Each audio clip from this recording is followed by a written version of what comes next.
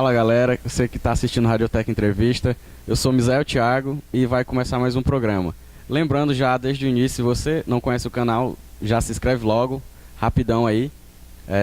Dá um like se você já gosta dos outros vídeos e não se esqueça também de curtir as nossas redes sociais, porque sempre que a gente posta vídeo novo, às vezes você vai e não fica sabendo, né?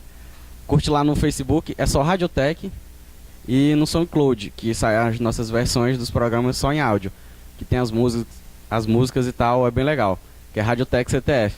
Então vamos lá, a entrevista de hoje está muito especial, uma pessoa super importante aqui para o LPT e para a nossa rádio. É uma pessoa que colaborou e colabora, é a principal colaboradora, na verdade, do LPT e ajudou a criar. E eu estou aqui com ela, a Denise. Tudo bem?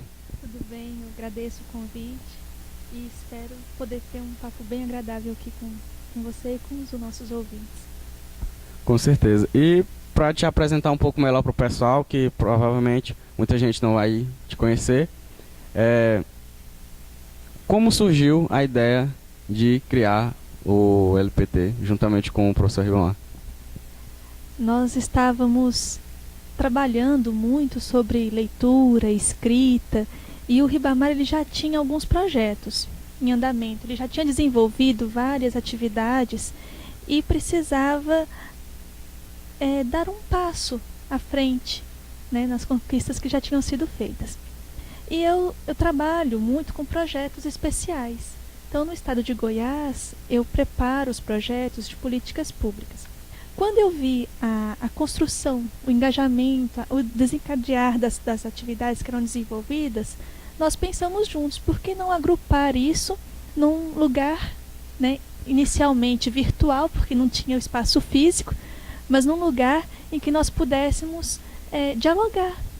Então surgiu a ideia do laboratório nas nossas elucubrações, nas noites mal dormidas, pensando nos alunos. A experiência com os alunos do ensino médio é uma coisa que eu não tenho. Eu não trabalho em escola, mas ouvindo as experiências que ele trazia, eu viajava. Pensava assim, gente, como é bom poder estar junto com esses meninos, como é bom poder sonhar junto com eles, influir nas suas vidas, é muito bacana isso. E eu agradeço, né, a UFP, o professor Ribamar, por poder participar, vocês todos. Muito bacana. Eu sempre fui muito curioso, né, para saber qual a origem do LPT, esse lugar tão legal que sempre traz muitos projetos. Eu já participei de muitos, na verdade, por estudar aqui, também por conta do PIBIC. Então, falando ainda da rádio e tal, do LPT, na verdade, qual a importância do LPT para você? O laboratório, ele funciona na escola como um catalisador. Então, as atividades acadêmicas dos alunos chegam aqui, elas são revisitadas, reelaboradas, e daqui é ligado a criança, o jovem, né, o participante, o convidado, ele tem acesso a uma ponte com o mundo externo. Então a rádio, ela faz esse encaminhamento do que é produzido aqui e ao mesmo tempo traz de fora o que está acontecendo lá. Então engaja os alunos. Do ponto de vista pessoal, profissional, essa ponte é que, na minha concepção de vida, é que faz com que o aluno se sinta não só como aluno integrante de um contexto maior, mas como se sinta capaz de influir nessa realidade que está lá fora. E eu trabalho muito com a questão do empoderamento. Então, quando eu vou para campo, quando eu vou trabalhar numa política pública, eu penso como tornar essa pessoa empoderada. Como dar a ela ferramentas de ação, de busca de direitos, de agenciamento, como mudar essa realidade para que aquela pessoa se sinta capaz de fazer essa diferença. Então, quando eu vejo vocês trabalhando, para mim é um sonho realizado. Eu tô de lá, mas nas mídias, no meio social, nos relatórios de pesquisa, onde eu vejo vocês, eu tô junto. Muito bacana. E te apresentando ainda um pouco melhor para o pessoal, talvez o pessoal esteja curioso, qual a sua formação acadêmica? Em que você trabalha hoje em dia? Então, eu sou formada em letras, né? Letras, português e inglês. Mas para as pessoas entenderem a importância da leitura e da escrita para a vida de uma pessoa, eu vou dar um exemplo pessoal e aí as pessoas, querendo, podem construir seus próprios caminhos. Quando eu estava na graduação, eu fiz em Porangatu. Porangatu, divisa de Goiás com Tocantins. Naquela época não existia universidade estadual, era uma universidade local. Faculdade de Educação, Ciências e Letras de Porangatu. E eu via os alunos de Geografia, de História e de Matemática e de Ciências sofrendo. Não tínhamos biblioteca. Naquela época não tinha internet. Tinha, mas estava começando. Eu me formei em 2000. E as pessoas tinham uma dificuldade imensa em produzir relatórios, resumos, fichamentos, em fazer pesquisa. Então eles sabiam que eu gostava desse esquema. Então eles iam atrás de mim e falavam assim, me ajuda, por favor. Então acabou que eu fiz mais ou menos, junto com esses outros alunos, com esses outros acadêmicos, quase que matérias inteiras de matemática, de astrofísica, né, de ciências as biológicas, mineralogia e geografia. Então, cada informação diferente que chegava, eu falava assim, sério? Você quer ajuda nisso? Mas fluía. Então, quando terminou o curso, em 2000, eu prestei o concurso para gestão pública e foi graças a esse conhecimento diversificado que eu consegui entrar no Estado. E de lá eu tive acesso a outras informações. Formação na área de projetos, né, formação jurídica, formação em relação a padrões de qualidade, ISO 9000. Então, assim, participei como membro efetivo de comissões de julgamento. Então, todos os servidores do Estado inteiro que tinham sido processados por alguma irregularidade ia para essa comissão para terem os depoimentos colhidos, as faltas organizadas para ver se ele tinha ou não o direito de permanecer no Estado, ou se haveria alguma punição. Então, a leitura no campo das leis e os projetos entre entes diferentes deu uma visão ainda um pouco melhor sobre o modus operandi do Estado. Como que o Estado opera, como que ele distribui o recurso, como que a política pública é estabelecida, como que as pessoas se engajam por meio das LOAs, que são as leis orçamentárias anuais, como que se traduz no meio público o anseio do governante. E aí, pronto. Junta a formação acadêmica com a experiência de trabalho, com um estilo de vida mais simples, eu sou muito simples, e a oportunidade que vai surgindo. Então, dá para fazer bastante coisa, dá para fazer umas coisas bem legais. E a vontade de conhecer. Eu brinco com as pessoas que se eu me aproximo de você, pode ter certeza que eu te roubo alguma coisa. Um jeito de fazer alguma coisa nova, um pensamento, um ponto de vista, uma estratégia.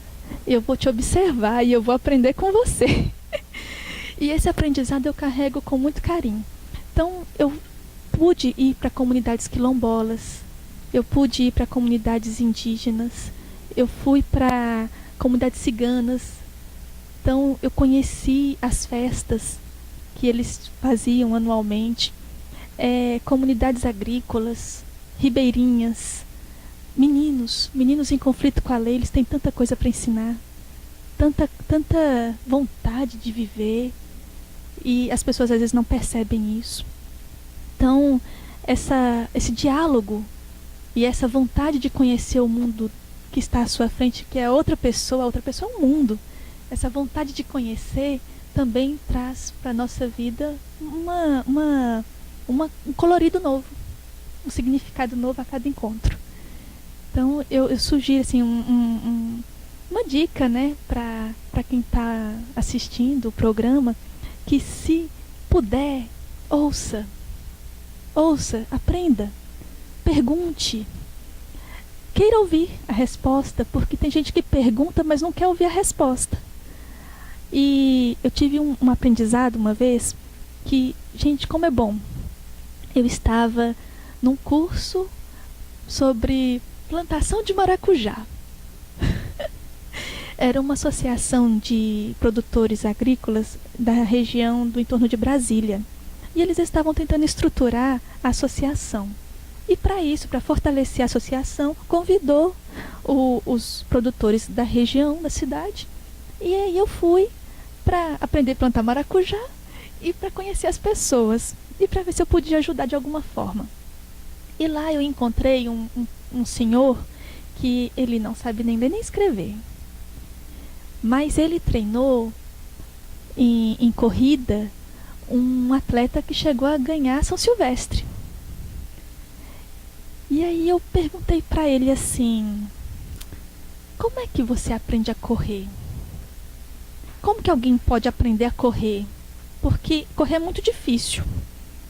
No meu entendimento, eu não sei, eu não dou conta de correr, eu queria aprender a correr. Aí ele falou para mim assim: não é você, a sua vontade quem corre. É o seu diafragma, é o seu pulmão, são as suas pernas, é a sua cabeça, as suas mãos. É todo você quem corre. Então, quando você quer algo, você tem que lembrar que você é um todo. Então você faz assim: olha, corpo, conversa consigo mesmo. Olha, corpo, amanhã nós vamos correr. Então nós vamos correr 20 metros. Nós vamos correr 20 metros, saindo dessa esquina e indo até aquela outra. Nós vamos correr 20 metros dessa esquina a outra às 8 horas da manhã. E nós vamos acordar às 7 para poder nos vestir e nos preparar e respirar antes de correr. Então amanhã, às 7 horas, nós vamos nos levantar, nós vamos nos alongar e faz todo o roteiro. E vamos correr 20 metros. E aí no dia seguinte você corre 20 metros da forma como você planejou. O cérebro identifica que correr 20 metros é muito bom. É uma vitória. Foi planejado e conquistado. Aí você fala para o seu corpo: pois foi fácil correr 20 metros. Então depois de amanhã, né, nós vamos correr de novo. Dá um dia de descanso. Não vai com muita sede, não. Passa um dia de descanso, depois no outro nós vamos correr 40 metros. E muda o lugar. E muda o horário. E vai fazendo de cada dia uma vitória. Ele me explicou que esse procedimento faz com que o cérebro entenda que não importa de onde aonde você vai.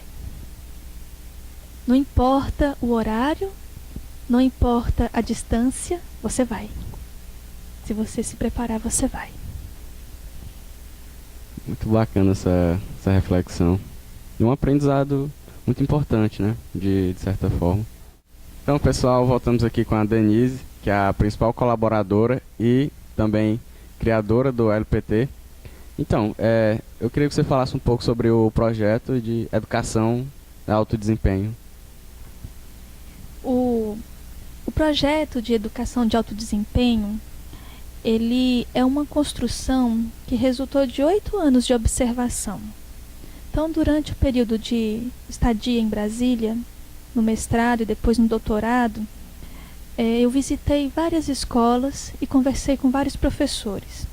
Cada professor comentou sobre a sua dificuldade e sobre propostas que deram certo dentro do programa de inclusão de crianças com deficiência, especificamente crianças com síndrome de Down.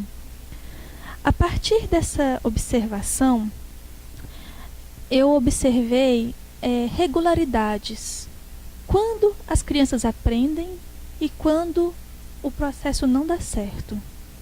E entendi que fatores importantíssimos eram cruciais para a aprendizagem. O primeiro deles seria a possibilidade de conversar com outros alunos. Então, se na execução de uma tarefa um aluno pudesse dialogar com outros que têm visões complementares, o aluno tem muito mais chance de resultar num projeto bacana. Outra coisa que a criança precisa, o jovem precisa no processo de educação, no caso da inclusão, seria a possibilidade de refazer o seu trabalho. Então, teve uma tarefa específica, ele fez, mas ele conseguiu atingir 30% do objetivo pedagógico. Então, ele recebe uma nova orientação naquele ponto onde ele parou, e aí ele pode refazer a sua tarefa e dar sequência. Na segunda apresentação ele já chega a 70%. E aí na terceira ou na quarta ele chega no 100%. Então esse processo de não ter medo de errar, de não ser necessário chegar ao topo numa única tentativa, faz toda a diferença. A partir desses dois parâmetros, eu fui observar que alguns professores conseguiam mais envolvimento dos alunos do que outros. E normalmente os professores que conseguiam eram aqueles que faziam como aqui no laboratório, traziam objetivos pedagógicos práticos. Então, o objetivo não seria responder um questionário, mas construir a partir do questionário uma maquete, por exemplo. Então, construir a maquete tornava o fato de responder o questionário fácil. Então, responder o questionário era fácil. Responderia qual o tamanho da cidade, quais as cidades limítrofes, né? Onde estariam os rios. E aí o aluno ia respondendo e, ao mesmo tempo, construindo a sua maquete. Quando ele terminava a maquete, as respostas estavam todas ali. E, ao apresentar a maquete, pronto. Ali já estaria a avaliação feita. Então, um objetivo prático, a possibilidade de dialogar com outros alunos e de fazer e refazer a sua tarefa. Desses 3 pontos-chave surgiu o ICAD.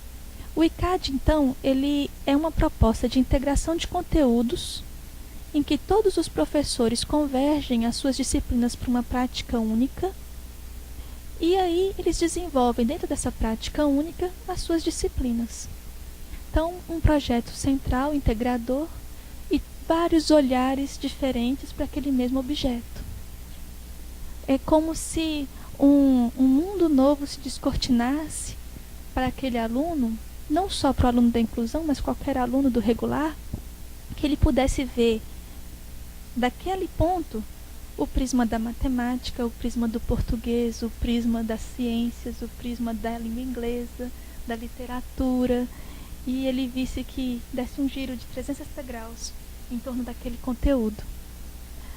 Cada disciplina ela tem o seu objetivo prático.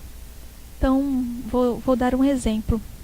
Nós desenvolvemos com crianças tidas como muito rebeldes, muito violentas, uma comunidade de invasão, perto de Brasília, que tem muitas, um projeto para diminuir a violência na escola.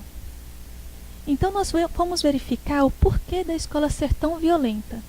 Os pais trabalhavam em Brasília e não voltavam para casa. Passavam a semana fora. A maioria era só constituído pela mãe, né? O provedor era só a mãe. Então a mãe trabalhava a semana inteira, vinha na sexta, no sábado para casa e a criança ficava a deriva.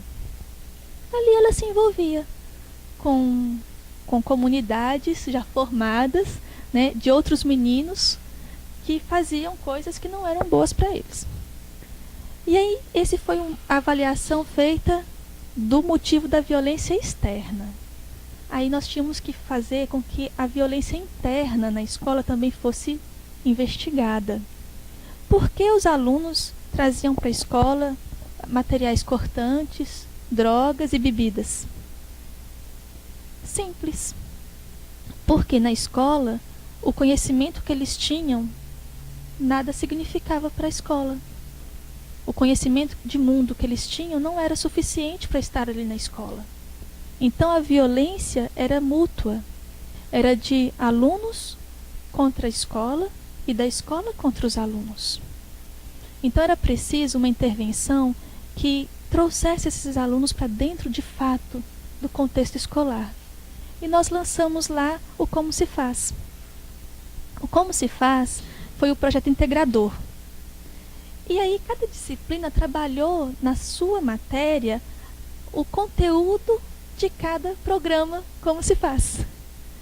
Então, eram programas gravados dentro da escola, como o programa da rádio, gravávamos com celular, e aí o aluno trazia um convidado e ele apresentava. Gente, nós estamos aqui no programa Como se Faz de hoje, nosso convidado é a senhora fulana, e ela vai nos ensinar como produzir sabão a partir de óleo usado.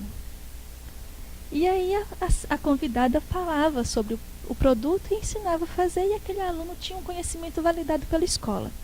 Aí o professor de ciências ia trabalhar os elementos químicos, né? No Como se Faz do doce caseiro, a professora de língua portuguesa foi trabalhar a questão do gênero receita, estudou a receita como tutorial, estudou a receita como poesia, estudou a receita como prova do Enem. E aí foi trabalhando assim. O programa era o projeto integrador e as disciplinas foram fazendo o desmembrar de cada apresentação. Os alunos naturalmente deixaram a prática violenta. Eles se viam agora como pessoas importantes no contexto da comunidade e muitos se tornaram monitores. A vestimenta, alargadores, cabelos pintados, tudo aquilo que não cabia na escola, porque a escola é um ambiente formal, foi naturalmente sendo abandonado. E aí eles formaram uma comunidade de alfabetização. Então, os pais desses alunos eram convidados para participar do programa, e do programa eles ficavam para aprender a ler e escrever, aqueles que não tinham o domínio da leitura e da escrita. Então, é assim que funciona. Uma prática integradora que resolve um problema da escola e um espaço, ainda que virtual, para que cada professor trabalhe aplicadamente a sua disciplina.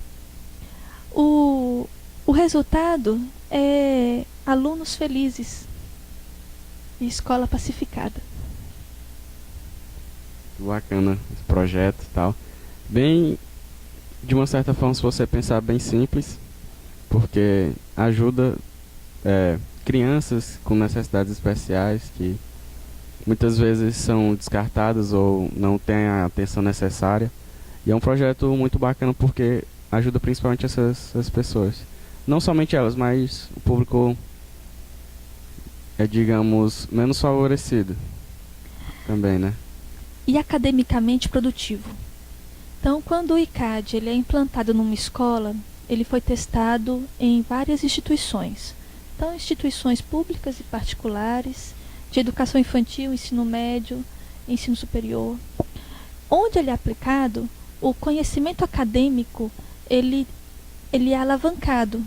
Porque, por exemplo, para produzir sabão, o aluno de 8º ano, que era o público, segunda fase do ensino fundamental, ele teria que entender de emolientes, ele teria que entender de química, de temperatura, de distribuição, pesos e medidas, coisas que isoladamente não significavam nada para ele, mas que agrupados numa atividade específica ganha um novo colorido.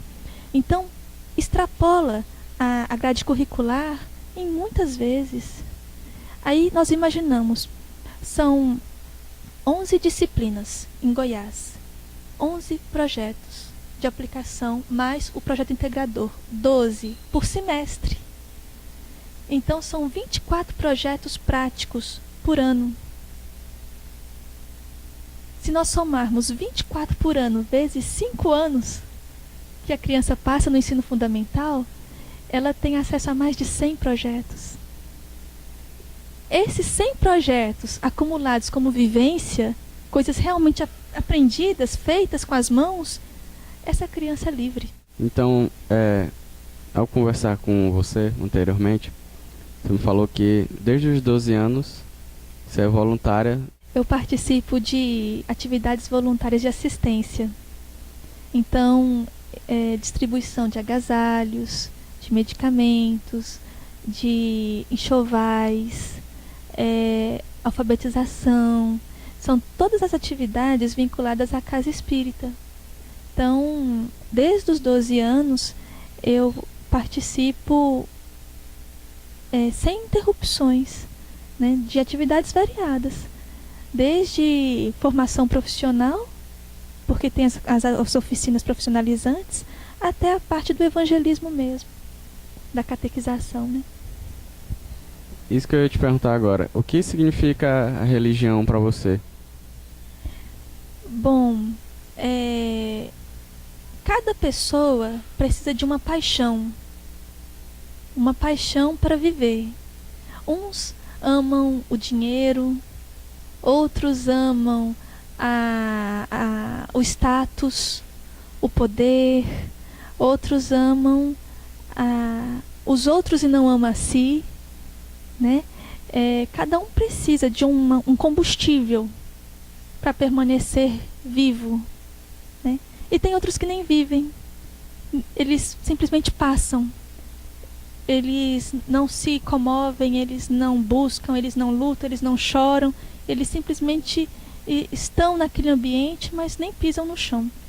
Então, para mim, a religião é uma forma de enxergar o mundo que faz um pouco de diferença para mim, porque aos meus olhos nós todos somos espíritos que vamos chegar à perfeição, que vamos vencer, que vamos passar por dificuldades, alguns erros, algumas escolhas ruins, mas que isso não importa, porque todos nós vamos chegar bem no final. Então, a perda de hoje é o ganho de amanhã. Então, pessoal, voltamos aqui com a Denise. E agora não é muito bem uma pergunta. Eu queria fazer um bate-bola rápido com você, tá? Vou dar mais uma dinamizada.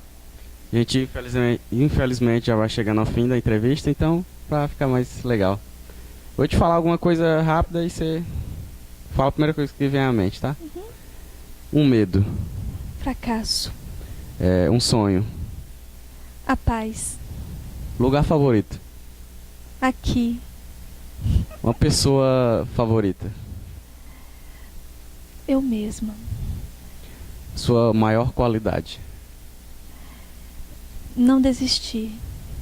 Seu pior defeito. Eu sou medrosa.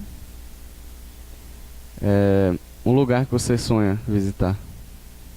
Mariana, em Minas Gerais. Uma coisa que você não suporta em uma pessoa. Descortesia. E a maior qualidade que você admira em uma pessoa. O acolhimento. Então, obrigado. Bem, pessoal, essa foi a nossa entrevista.